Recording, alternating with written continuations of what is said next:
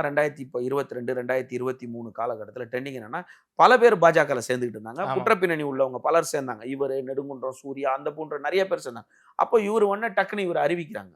Letter பேட்ல அறிவிக்கிறாங்க. எப்படி அறிவிக்கிறாங்கன்னு கேட்டா, பாஜக காஞ்சி மாவட்டத்தினோட பிற்படுத்தப்பட்டோர், அதாவது ஓபிசி தலைவராக குணா என்ற குணசேகரனை நியமிக்கப்படுறாங்க. படப்பை, சோமங்கலம், அந்த பக்கம் இந்த பக்கம் ஸ்ரீபெரும்புதூர் ஒரு கூட்டம் நடத்தினா பாஜகவுக்கு கூட்டம் சேர்க்கறதுக்காக ஒரு டீம் வேணும் அங்க. அப்போ அங்க தொழிற்சாலையில இங்க ஒருத்தன் இருக்கணும் போது அந்த இடத்துல கட்சியை வளர்க்கலன்னா கூட ஒரு மேன் பவரை வளர்த்து வைக்கணுமே அப்படின்னு ஒரு எண்ணங்கள் வருது. நம்ம அரசியல் ரீதியா பேசலைன்னா கூட குணா வந்து சும்மா உட்காந்துருக்கணும், கூப்பிட்டு பதவி கொடுக்கல.